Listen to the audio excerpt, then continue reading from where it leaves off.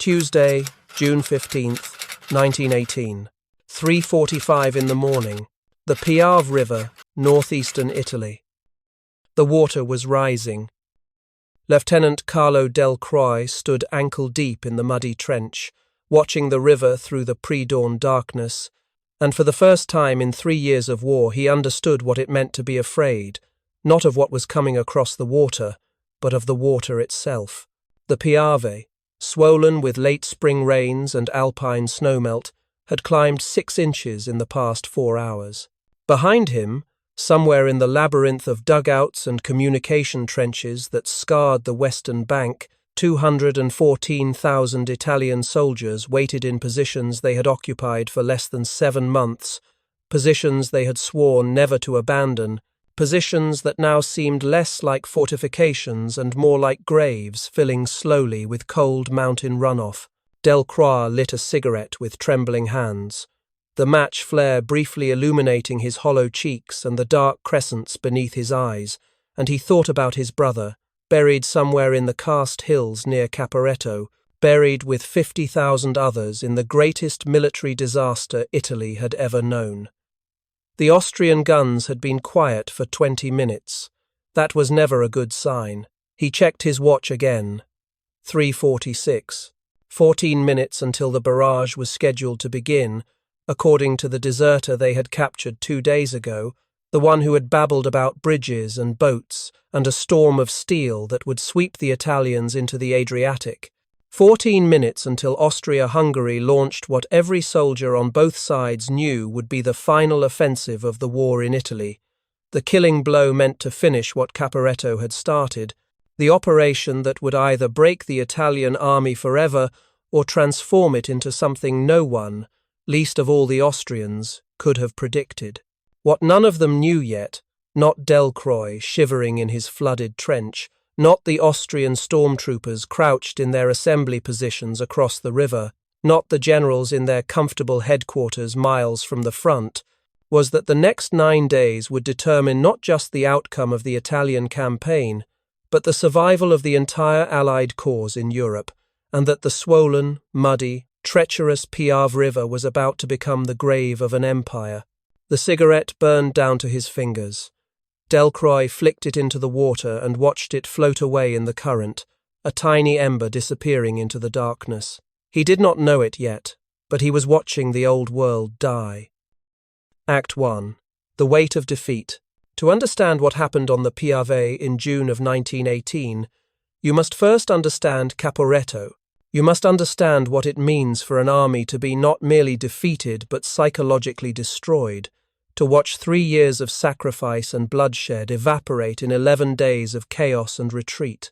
You must understand that the Italian soldiers who dug in along the Piave in November of 1917 were not the same men who had fought on the Isonzo, that something fundamental had broken in them, and that every officer from General Luigi Cadorna down to the youngest lieutenant believed that this brokenness was permanent, irreversible, and fatal.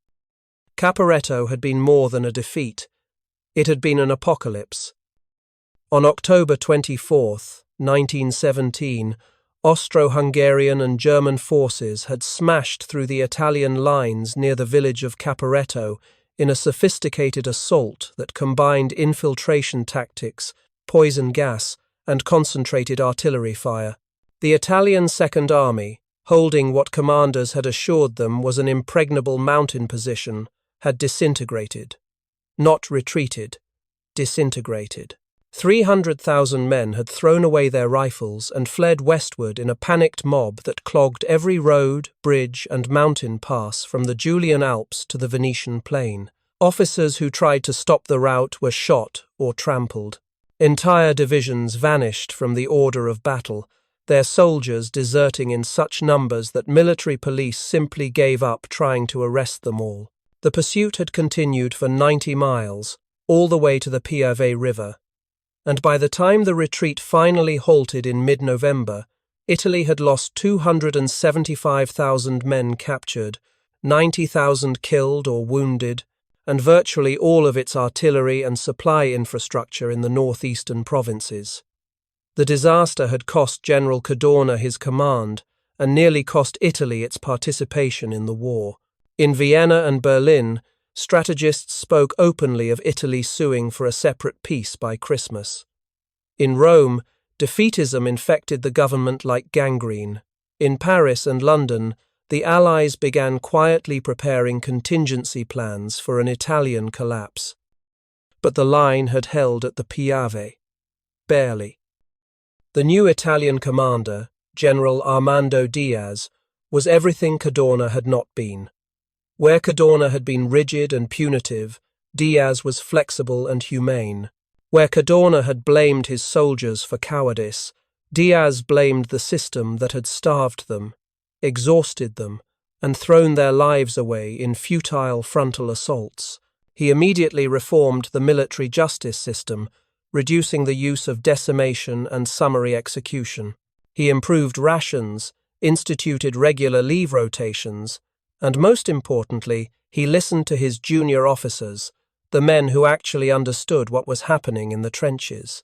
He reorganized the army, pulling shattered divisions out of the line and rebuilding them around cadres of veterans. He coordinated with British and French reinforcements who arrived in late November, 6 French divisions and 5 British, their presence a visible reminder that Italy was not fighting alone. And he told his soldiers, again and again in orders and proclamations and personal visits to the front, that the Piave was the last line. Behind the river lay Venice, Padua, and Verona. Behind the river lay Italy itself. There would be no more retreats. The soldiers did not entirely believe him. How could they? They had been told to hold before on the Isonzo at Caporetto, and every time the line had broken. They had learned not to trust promises, but they stayed. They dug in along the western bank of the Piave, and they stayed because there was nowhere left to run. The Piave itself was a treacherous guardian. Rising in the Alps north of Belluno, the river ran roughly 137 miles to the Adriatic, draining an enormous watershed of glaciers and mountain streams. In summer it could be forded in places, a shallow braided channel wandering across a wide gravel bed. But in spring and early summer, fed by snowmelt and seasonal rains, it became a torrent. The river that Lieutenant Delcroix watched in June of 1918 was 300 yards wide in places, running 8 to 10 feet deep, its current powerful enough to sweep away a man in full equipment. The Austrians would have to cross it under fire, build bridges under fire, and then push their attack across the marshy ground on the western bank while Italian artillery pounded them from prepared positions. It was a nightmare scenario for any attacking force, but the Austrians believed they had no choice. By the spring of 1918, the Habsburg Empire was dying. Food shortages racked Vienna and Budapest. The Imperial Army was bleeding from mass desertions, particularly among Slavic units that no longer saw any reason to fight for an empire that denied them self-determination. On the Eastern Front, the Treaty of Brest-Litovsk had ended the war with Russia, freeing up divisions for other theatres, but it had also revealed the essential hollowness of the Central Powers' position. Germany was locked in a desperate race on the Western Front, throwing everything into a final series of offences meant to break the Anglo-French line before American troops arrived in decisive numbers. If Germany failed, the war was lost.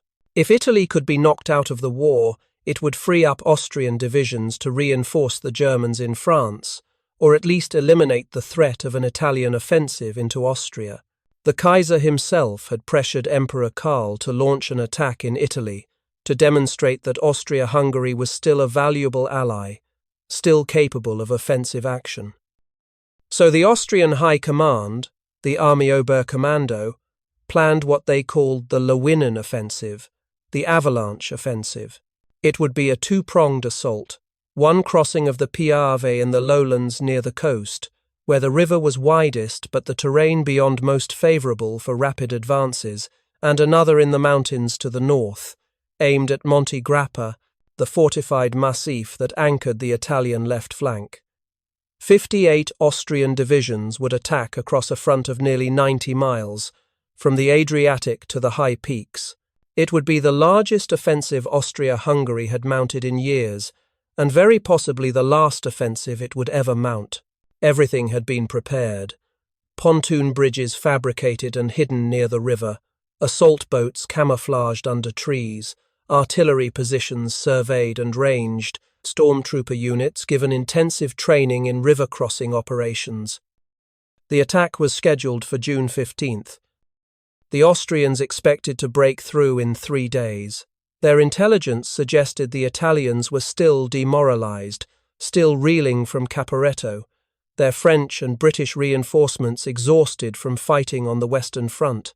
The river was high, yes, but surprise and overwhelming force would compensate. Once across, Austrian spearheads would drive west and south, cutting the Italian armies in half, seizing Venice, and forcing Rome to negotiate. They could not have been more wrong. Act 2. The storm breaks. At 4 o'clock in the morning on June 15th, 1918, 2,000 Austrian artillery pieces opened fire simultaneously along the entire front from the mountains to the sea. The sound was apocalyptic. Soldiers who survived later struggled to describe it. Some compared it to an earthquake, a continuous rolling thunder that seemed to come from the earth itself. Others said it sounded like a great door slamming again and again in the sky. The barrage was intended to last 4 hours, to pulverize the Italian front-line trenches and silence their artillery before the assault troops advanced to the river. In the lowland sector alone, the Austrians fired 370,000 shells in the first hour. High explosive, shrapnel, gas. The western bank of the Piave disappeared into a landscape of smoke and flame. In his flooded trench, Lieutenant Delcroix pressed himself against the muddy wall and prayed. Around him, soldiers screamed or wept or simply stared into the darkness with the blank expressions of men who had stopped believing they would survive. The trench shook, dirt cascaded from the walls. A shell exploded 30 yards behind them, collapsing a section of the communication trench and burying 3 men who were never dug out. Another landed in the river, sending up a geyser of water and smoke. Delcroix lost track of time. The barrage seemed eternal, a condition of existence rather than an event. He thought about his brother again, and about the farm in Tuscany where they had grown up, the olive trees and the long summer evenings, and he wondered if he would ever see it again. He thought probably not. But the Italian artillery answered. This was the first surprise. The Austrians had expected to catch the Italian guns silent, their crews cowering in dugouts during the bombardment. Instead, Italian batteries that had been carefully registered on every crossing point and approach route opened fire within minutes of the Austrian barrage. General Diaz had learned from Caporetto. He had dispersed his artillery, protecting it from counter-battery fire. He had stockpiled ammunition, mountains of it, drawn from French and British supplies, and he had ordered his gunners to hold their fire until the attack actually began, to avoid revealing their positions during the inevitable preliminary bombardment. Now those guns spoke, and the river crossings became killing grounds. The Austrian assault troops moved forward at 8 o'clock, 4 hours into the barrage. They came in waves, carrying pontoon sections and assault boats, stormtroopers in the lead, followed by engineers and infantry. They came with the confidence of men who had been told the enemy was broken, that this would be another Caporetto, that the Italians would run at the first sight of Austrian banners crossing the river. They came into a wall of fire. Italian machine guns, protected in reinforced bunkers that had survived the bombardment, opened up at ranges under 200 yards. The first wave of Austrian troops was cut down before they reached the water. The second wave made it to the river and began assembling the pontoon bridges under withering fire. Men fell into the current, swept away by the torrent, their bodies tumbling downstream. Assault boats launched and immediately overturned or were sunk by artillery shells that exploded in the water itself, sending up fountains of river and blood. Engineers trying to anchor bridge sections were picked off by Italian snipers. Officers with whistles and swords, relics of an older kind of warfare, stood on the eastern bank urging their men forward and were killed, one after another, with mechanical precision.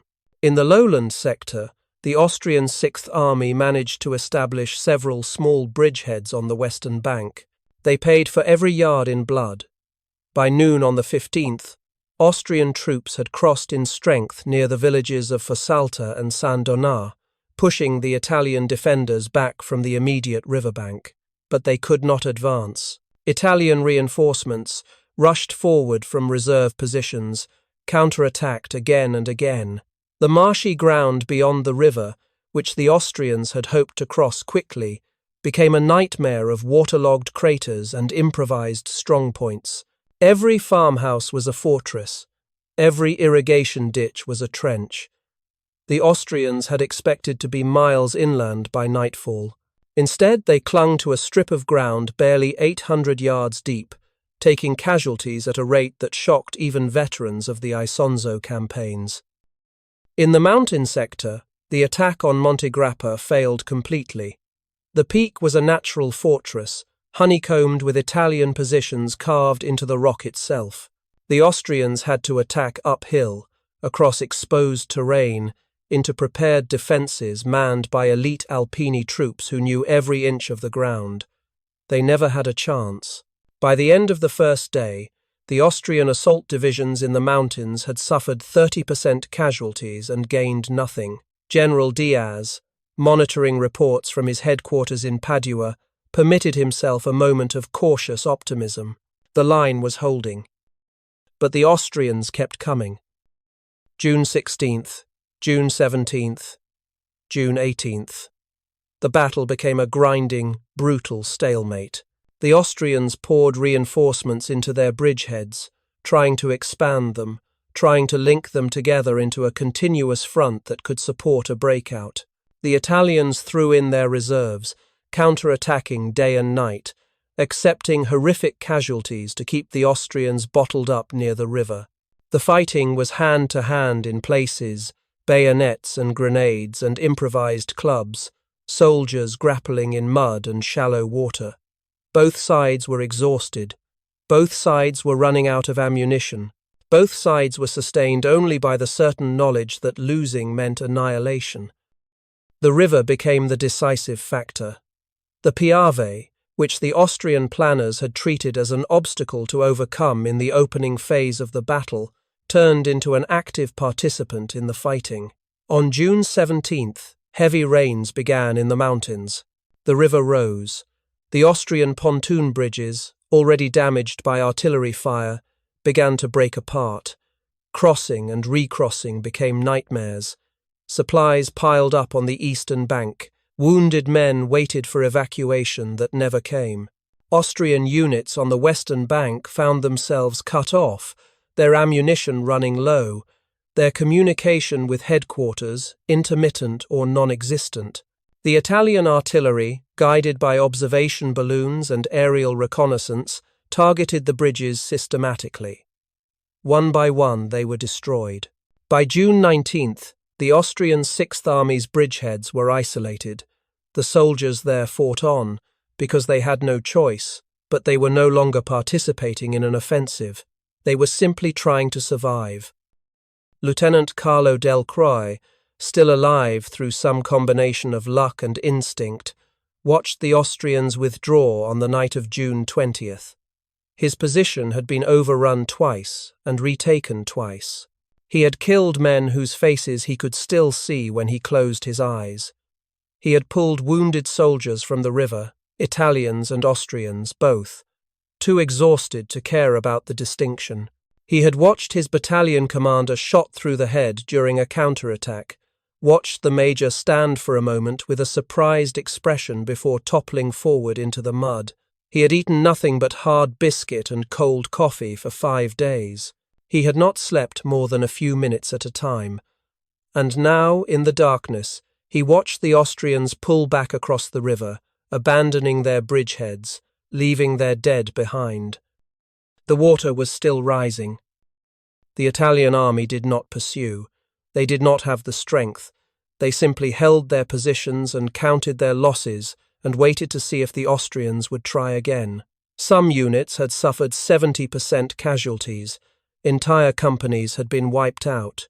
The aid stations were overwhelmed, the hospitals in Padua and Treviso full beyond capacity. The victory, if it could be called that, had been bought at a terrible price. The Italians had lost approximately 90,000 men killed, wounded, or missing in the 9 days of fighting, but the Austrians had lost 150,000, including 25,000 taken prisoner when their bridgeheads collapsed. And they had failed. They had thrown everything into the offensive, every reserve division, every available gun, every ounce of Austria-Hungary's dwindling strength, and they had failed. Act 3. The Turning of the Tide. In Vienna, the news from the Piave arrived like a death sentence. Emperor Karl, who had staked his credibility on the offensive, fell into a depression from which he never fully recovered. The Armeeoberkommando began planning for defensive operations, acknowledging implicitly that Austria-Hungary would fight no more offensives. The empire's subject nationalities, already restive, saw the failure as confirmation that the war was lost. Desertions increased. In Prague and Zagreb and Budapest, nationalist leaders began speaking openly of independence. The great polyglot empire that had survived for 640 years was entering its final months. In Rome, Prime Minister Vittorio Orlando addressed the Chamber of Deputies on June 22nd. His voice, usually measured and diplomatic, shook with emotion. "The Italian army," he said, "has redeemed itself. The shadow of Caporetto has been lifted. Our soldiers have proven that they can stand against any enemy, in any circumstances, and that the will of the Italian people is unbreakable." The chamber erupted in applause. For the first time since October of 1917, Italy believed it could win. But it was General Diaz, speaking quietly to his staff officers, who understood the broader significance. "They came to finish us," he said, "and we finished them instead. The Austrians have no reserves left, none. Every division they could scrape together was committed to this offensive. Now they must defend, and they do not have the strength." He paused, looking at the maps spread across his headquarters table, maps marked with blue and red lines showing positions and movements and casualties. "We will attack when we are ready, not before. But when we do, we will not stop until we reach Vienna." The Italian offensive would come in October, at Vittorio Veneto. It would shatter what remained of the Austro-Hungarian army, trigger the complete disintegration of the empire, and lead directly to the armistice of November 4th, 1918, which took Austria-Hungary out of the war days before Germany's own capitulation. But that offensive was only possible because of what happened on the Piave in June. The Battle of the Piave River was the hinge on which the entire Italian campaign turned, the moment when an army that had been written off as defeated and demoralized proved it could not only endure but prevail. The numbers tell part of the story. 240,000 total casualties in 9 days of fighting, roughly evenly split between the combatants. 117 Italian aircraft deployed in close air support missions, a new and devastating innovation. 11 Austrian pontoon bridges destroyed by artillery fire. 3,000 tons of supplies abandoned on the eastern bank when the withdrawal began. 4,000 Austrian soldiers drowned trying to recross the river during the retreat. These are the statistics of industrial warfare, the grim arithmetic of death and logistics. But statistics cannot capture the transformation that occurred. The Italian soldiers who fought on the Piave were not the same men who had fled from Caporetto. Something had changed in them, or been reborn in them, during those terrible months between November and June. Perhaps it was the leadership of General Diaz, who treated them as men rather than expendable resources. Perhaps it was the presence of French and British allies, a tangible reminder that they were part of a larger cause.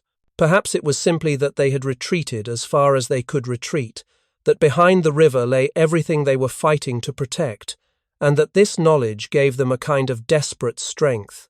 Or perhaps it was the river itself, the Piave, which taught them that nature could be an ally as much as an enemy, that the same waters that made crossing difficult for the Austrians also protected the Italian defenders, and that sometimes the only thing you need to do is hold on and let the environment do the rest.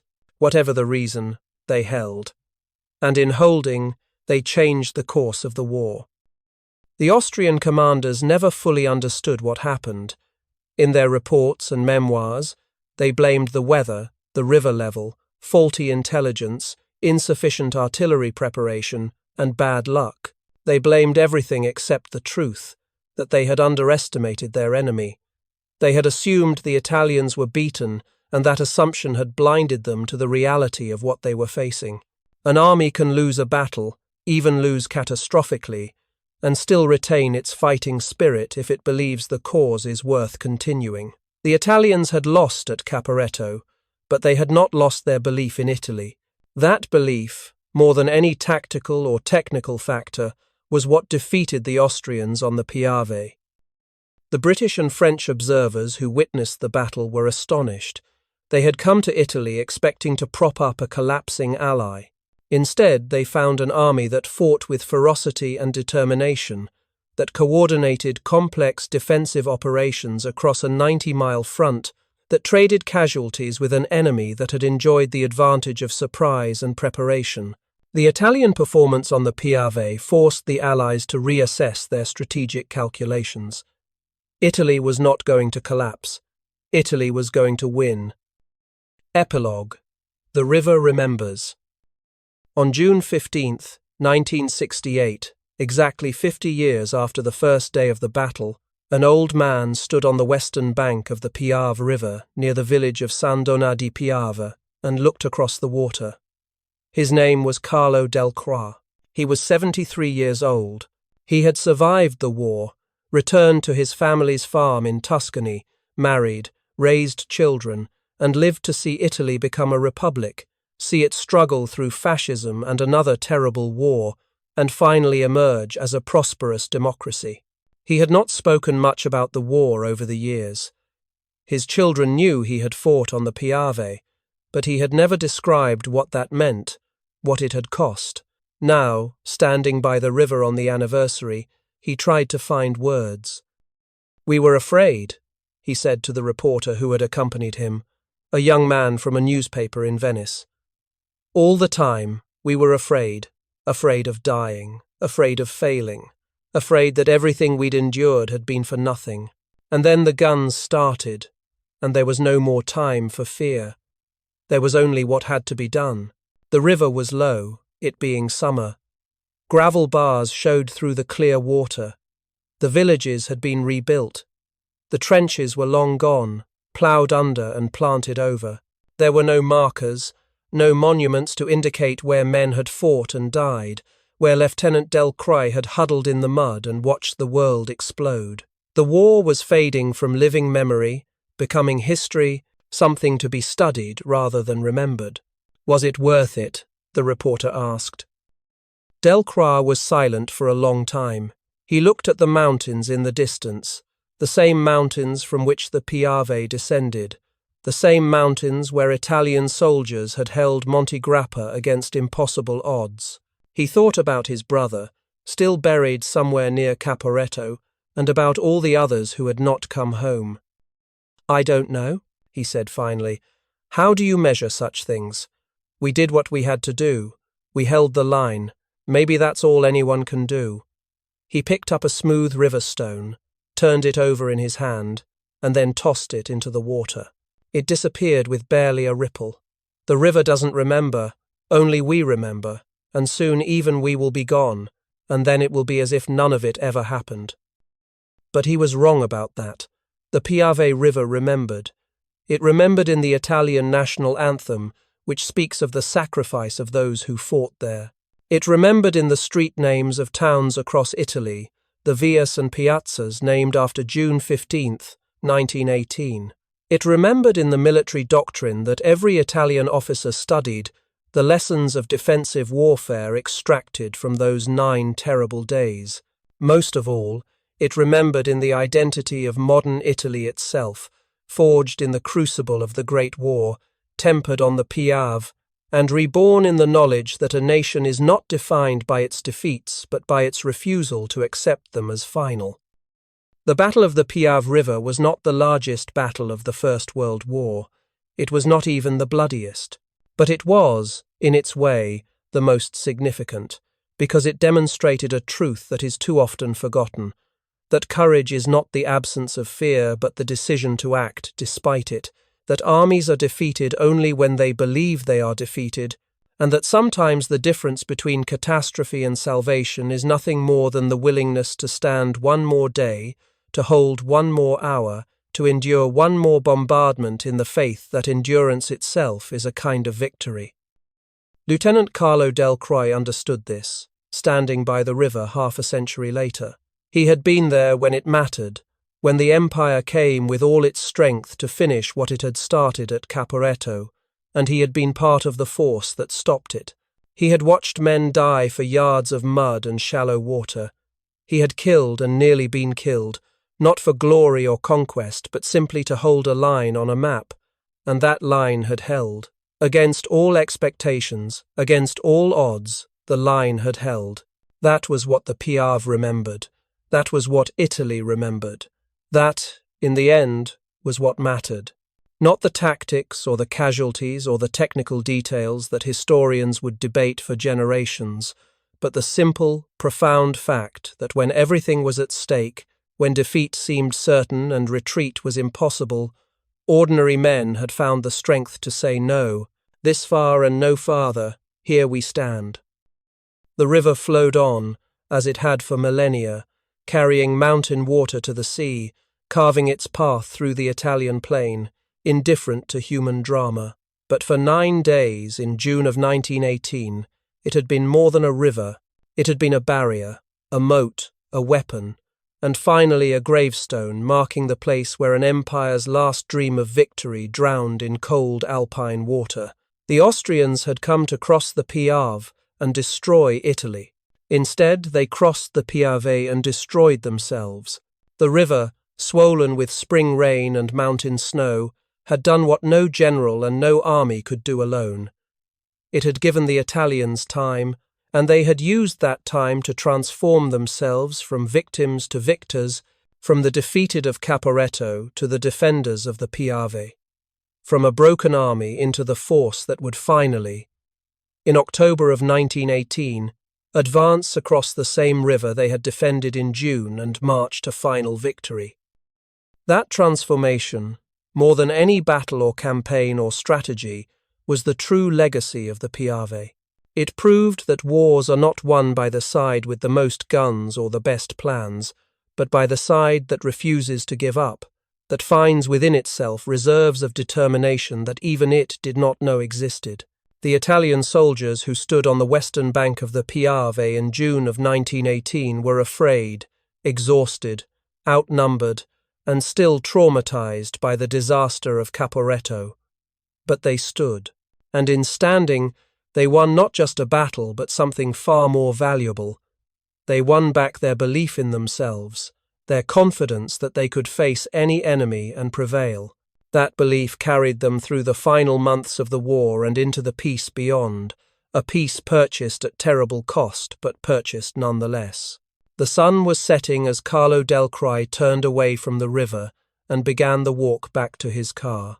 The reporter walked beside him, unsure what to say, sensing that he had witnessed something important but not quite understanding what. The old man moved slowly, favouring his left leg, which had never quite healed right after a shell fragment tore through it on June 17, 1918, the third day of the battle. He had refused evacuation then, binding the wound with strips of uniform and staying in the line because every man mattered, because there was no one to replace him, because the Austrians were still coming and the line had to hold. It had held. Somehow, impossibly, it had held. "Do you ever regret it?" the reporter asked as they reached the road. "Fighting, I mean. All those years of war." Delcroix stopped and looked back one last time at the river, silver in the fading light. Every day, he said quietly. Every single day I regret what was lost, what we all lost. But I don't regret standing here. I don't regret holding the line. Because if we hadn't, if we'd broken and run like we did at Caporetto, then all of it would have been for nothing. Every death, every wound, every moment of terror and suffering, it would all have been wasted. At least this way, we won. At least this way, it meant something. He got into the car and they drove away, leaving the Piave behind, leaving the ghosts and memories and half-century-old nightmares to the river and the gathering dusk. But the river remained, and the memory remained, and the lesson remained, waiting for anyone who cared to learn it.